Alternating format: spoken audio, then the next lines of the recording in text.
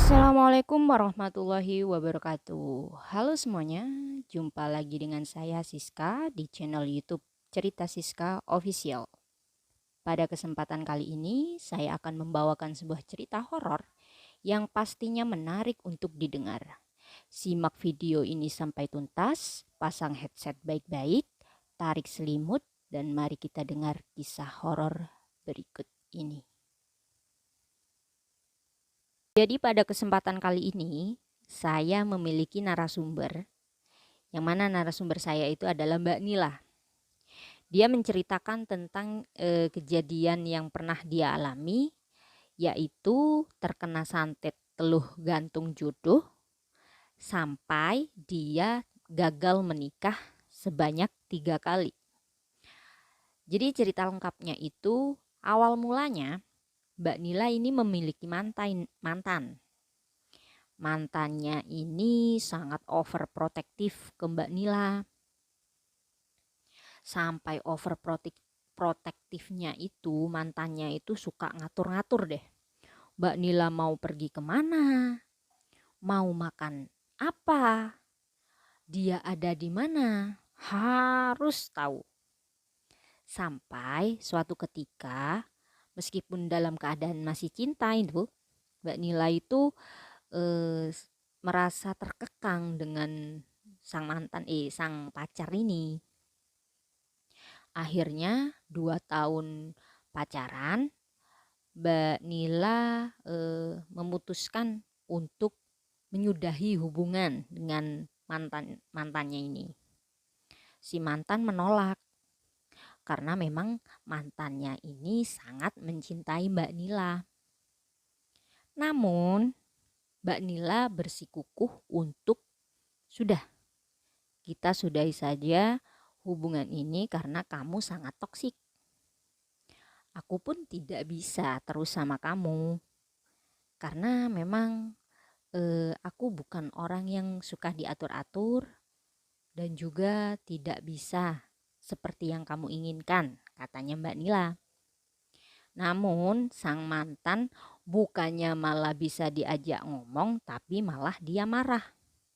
Sampai Mbak Nila itu diseret tangannya dan ingin gimana caranya kalau Mbak Nila gak putus dari dia. Namun karena saat itu memang dia sebelumnya udah nelpon ayahnya untuk menjemput, akhirnya sang ayah datang dan Mbak Nila tertolong saat itu. Langsung dibawa pulang sama sang ayah dan pemuda itu ditinggalkan di tepi jalan.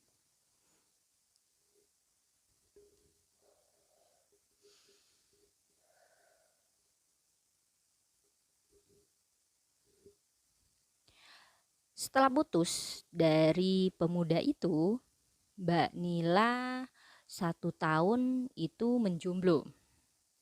Hingga dia bertemu dengan seseorang yang memang pas dengan pilihannya. Juga cocok sama orang tua dan cocok juga dengan ibunya. Bagi Mbak Nila itu kalau orang tua sudah mengizini, sudah cocok dan dia juga ada tuh ya rasa, baginya itu udah lampu hijau lah. Akhirnya si pemuda juga punya niat yang baik dan dia datang kepada Mbak Nila 1 tahun bukan setahun, 6 bulan waktu itu, 6 bulan berkenalan. Tahu Mbak Nila, tahu pemuda itu, sama-sama mengenali karakternya dan juga saling tahu keluarganya. Akhirnya mereka berdua sepakat untuk melangkah ke jenjang yang lebih serius lagi. Namun ketika proses lamaran selesai, tiba-tiba sang pria itu tidak menghubungi Mbak Nila kembali. Hilang. Pemuda itu kemudian hilang. Entah kemana. Mbak Nila saat itu memang udah stres dan depresi. Karena tanpa penjelasan dan juga pesan, si pria ini yang sudah melamar, benar-benar melamar saat itu disaksikan oleh kedua keluarga, itu menghilang secara misterius. Akhirnya karena memang tidak bisa seperti ini, Mbak Nila juga kepingin ada kepastian. Akhirnya Mbak Nila memutuskan untuk mencari pemuda ini dan ingin tahu apa alasan dia meninggalkan Mbak Nila tanpa pesan. Kemudian Mbak Nila mendatangi teman-teman si calonnya ini. Dia mendatangi teman-teman si calon tersebut dan dapat. Ternyata sang calon berada di rumah perempuan. Itu adalah teman kantornya. Mbak Nila datanglah ke sana. Habis itu memang betul di rumah perempuan tersebut ada calon Mbak Nila. Saat itu dia sedang duduk bersama perempuan yang gak ngelakuin apa-apa, cuma duduk di teras. Mbak Nila dengan beraninya menghampiri dan tanya ke si calon, kenapa kamu kok tiba-tiba gak ada kejelasan, gak ada kabar, gak ada pesan sama sekali atau menyampaikan apa tuh ke aku, tiba-tiba setelah lamaran kamu meninggalkan aku. Si laki-laki, si calonnya ini dengan santai berkata, maafin aku ya Nil, aku ini sebenarnya dari awal gak suka sama kamu. Aku dari awal itu sebenarnya udah cocok sama si Sri, katanya, si perempuan yang ada di sebelahnya itu. Sri bukan nama itu ya, bukan nama aslinya. Aku udah cocok sama Sri. Jadi kayaknya hubungan kita ini gak bisa terus, katanya gitu. Dengan berat hati, dengan hati yang udah hancur saat itu, mendapati si calon berkata terus terang, akhirnya Mbak Nila pulang dengan keadaan menangis dan menerima keputusan dari calonnya yang sudah melamar itu tadi. Gagal. Kemudian karena memang sudah trauma, takut seperti itu lagi, dia sendirilah 2 tahun atau berapa ya, satu setengah tahun kayaknya. Kemudian ada datang pria yang memang benar-benar ngejar Mbak Nila nih dengan keyakinan dan tekad yang begitu besar. Nah, si pria ini gimana ya, kalau pulang kerja itu nungguin di depan pintu kerja, dan kemudian Mbak Nila ini pengen apa itu perhatian banget. Hingga suatu ketika ada obrolan di mana si pria ini ingin sekali meminang Mbak Nila atau serius dengan dia. Namun Mbak Nila tidak dengan semudah itu mengatakan iya atau menyanggupi pertanyaan dari si pria tersebut. Karena memang Mbak Nila sendiri trauma dengan apa yang sudah terjadi tahun lalu. Nanti kalau diterima udah lamaran tinggal lagi, kasihan kan.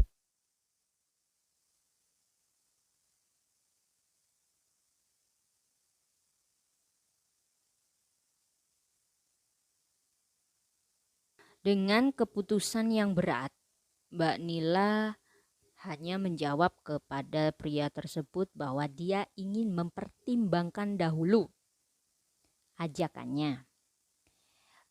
Dia nggak memberi jawaban selama 2 bulan saat itu karena memang ingin dirasa mempertimbangkannya dulu, nggak mau memberi jawaban yang gegabah.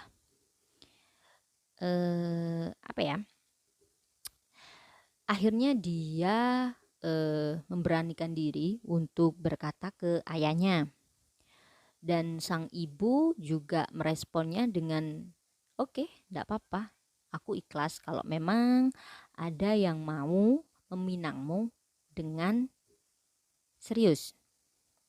Akhirnya karena sudah ada lampu hijau dari sang ayah dan ibu, dia membalas jawaban dari pria tersebut dan mau melanjutkan ke jenjang yang serius. Akhirnya datanglah waktu lamaran. Lamaran tiba dan seperti biasa tukar cincin.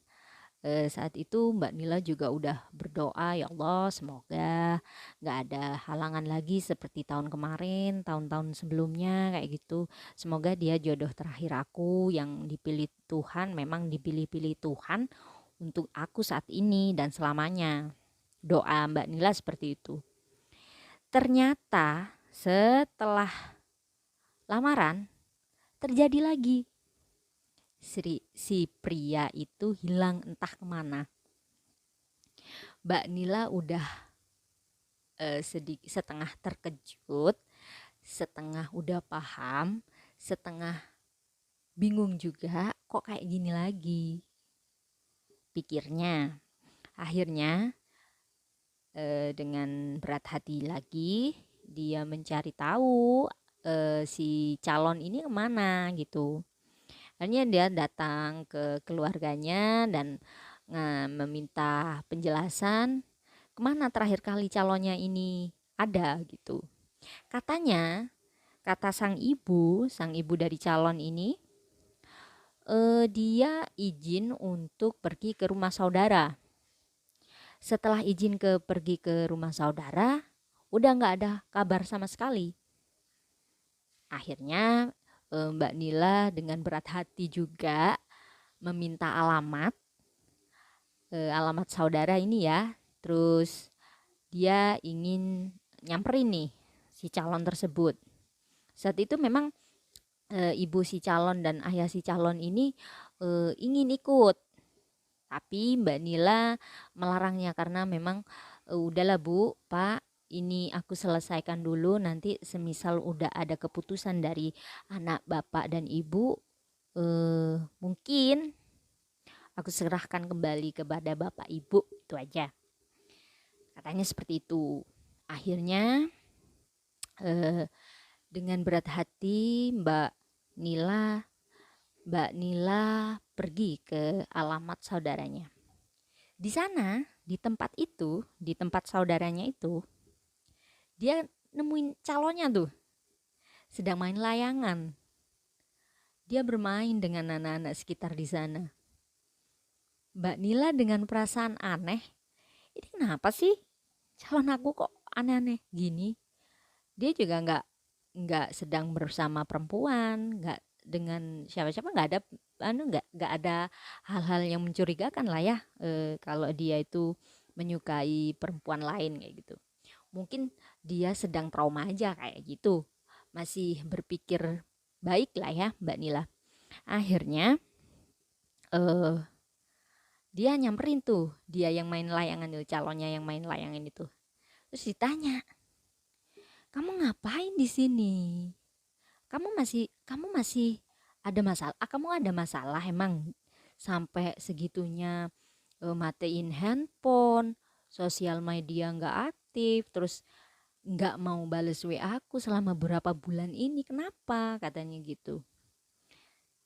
Si calon itu terus berkata,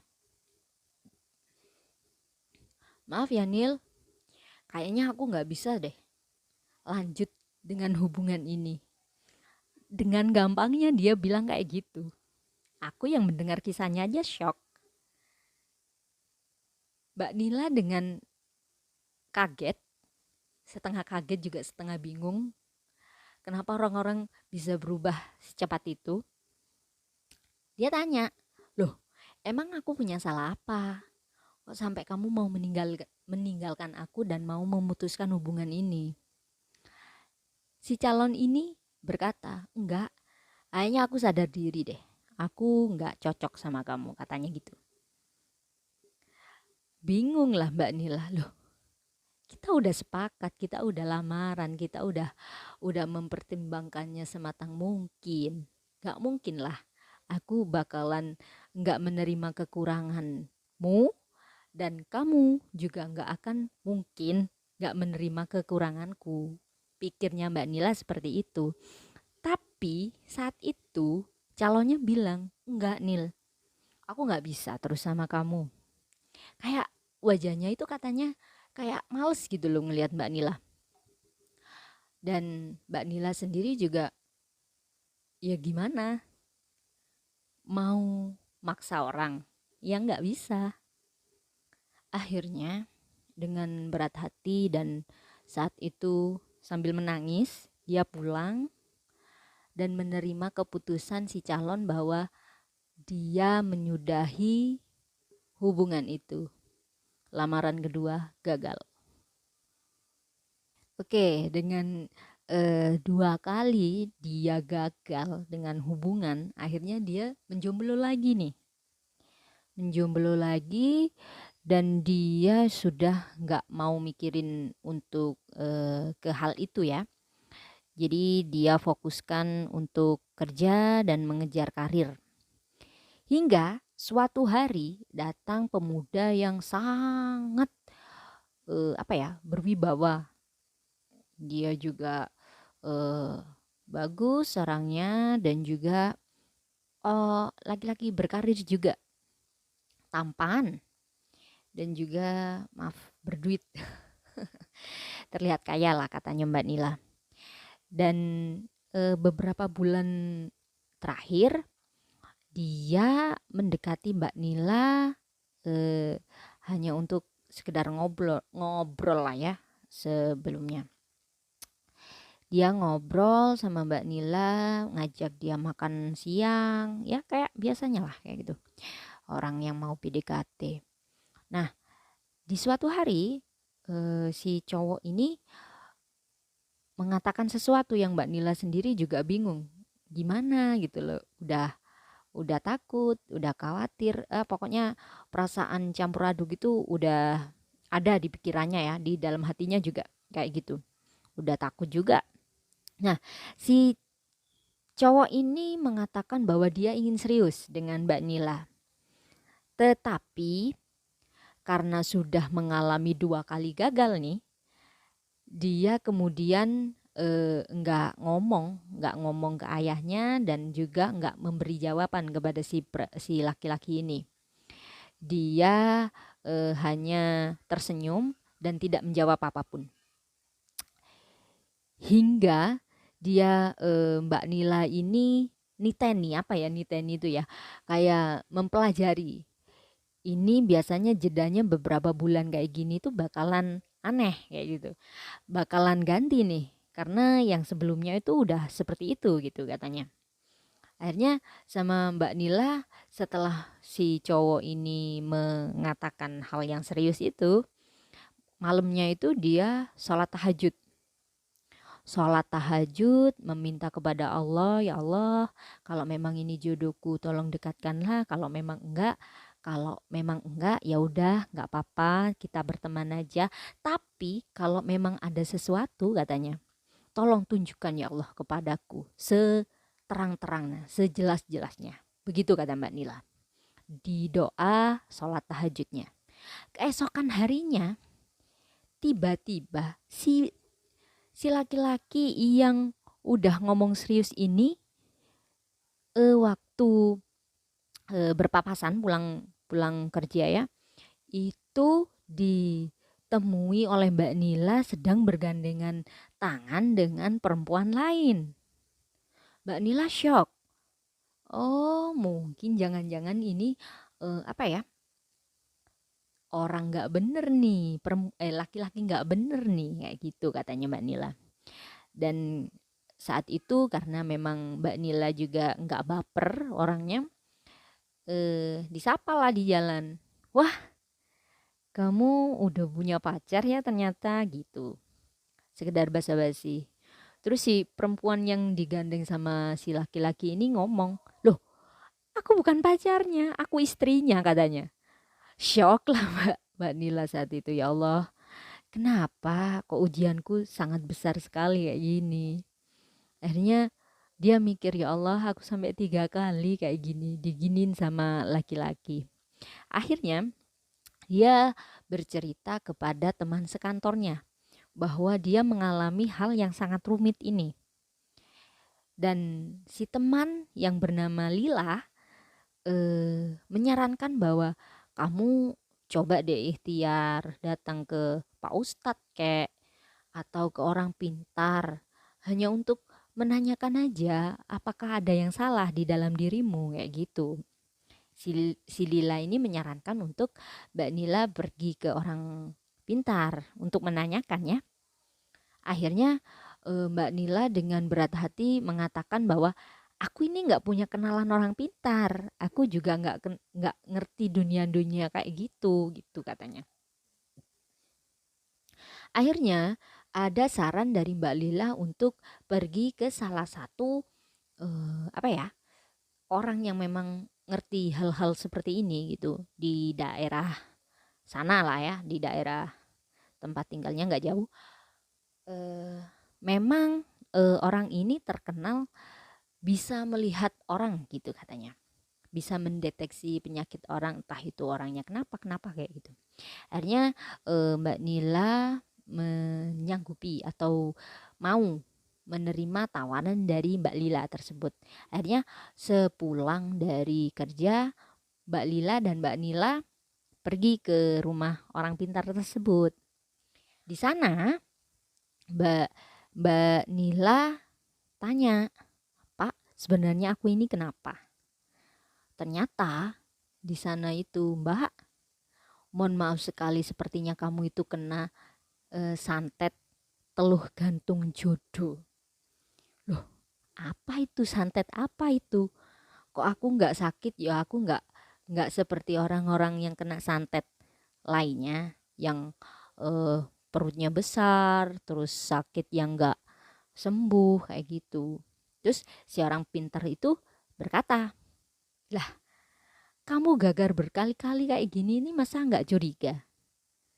Ya, Mbak Nila dengan lantang bilang, ya mungkin bukan bukan waktunya aku ketemu jodoh aku, Pak, gitu katanya. Nah, si orang pintar ini tertawa.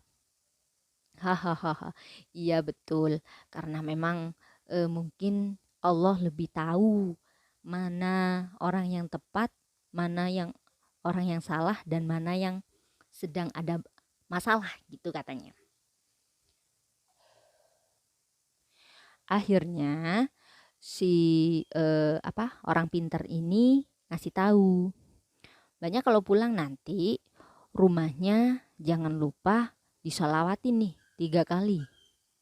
Jangan sampai nanti ada sesuatu energi negatif masuk lagi nih ke rumah katanya gitu. Terus mbaknya juga disuruh mandi air garam tiap mau sholat subuh gitu. Katanya untuk menghindari atau melunturkan ilmu santet teluh gantung jodoh ini.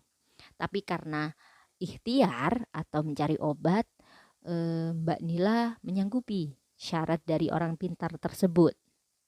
Nah, orang pintar tersebut juga menyarankan untuk Mbak Nila jangan sampai putus ibadah, karena benteng diri sendiri dari kita sendiri itu pun juga wajib kita lakukan. Karena yaitu untuk kita membersihkan diri sendiri itu kita harus membentenginya dengan ibadah yang kita lakukan, zikir, ibadah, sholat, sholawat kayak gitu ya. Sholat, sholawat itu yang terpenting. Nah, habis itu dia pulang. Dia cerita ke sang ibu dan bapak, Pak, aku udah pergi ke orang pintar.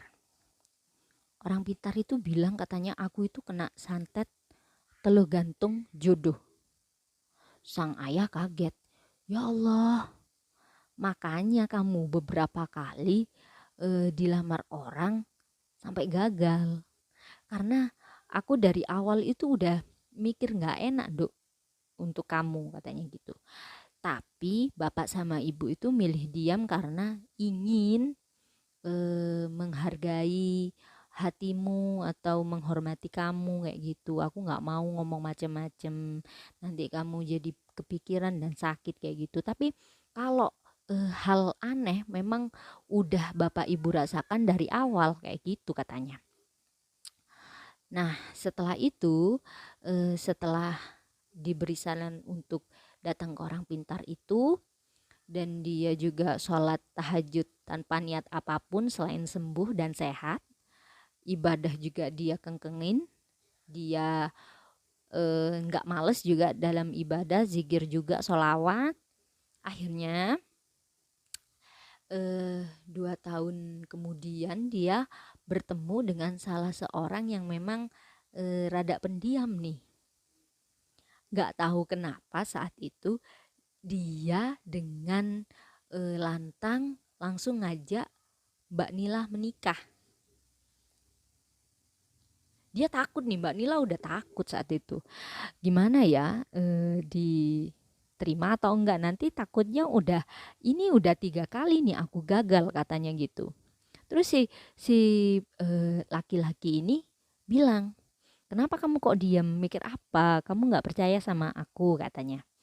Bukan nggak percaya, jadi dia itu Mbak Nila dengan apa ya, dengan sendirinya menceritakan bahwa dia udah gagal menikah 3 kali ke si laki-laki itu.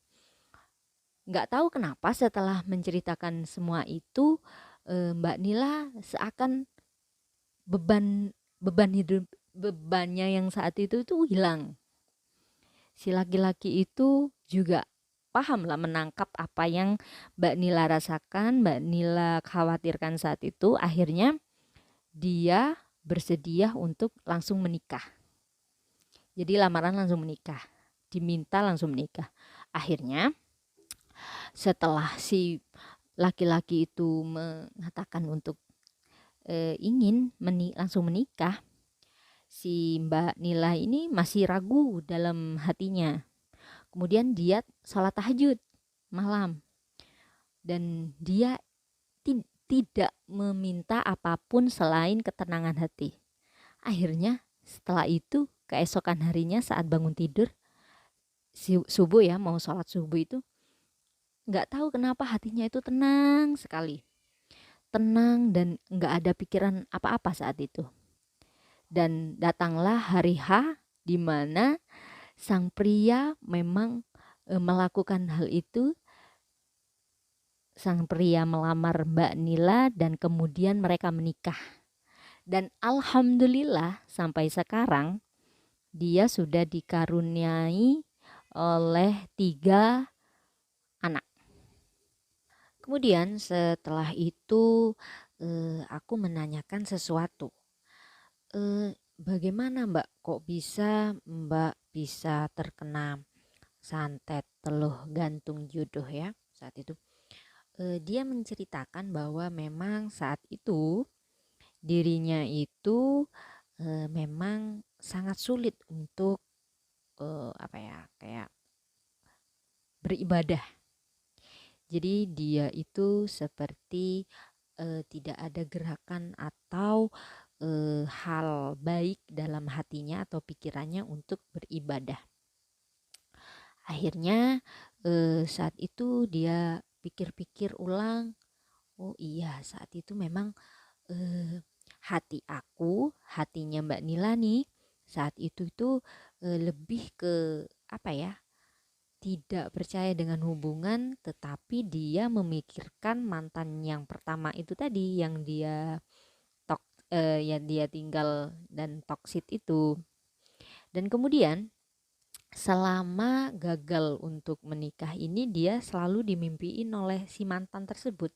Si mantan itu datang dan berkata bahwa kamu gak akan pernah mendapatkan jodoh kecuali aku, katanya gitu. Jodohmu itu aku, bukan siapa-siapa.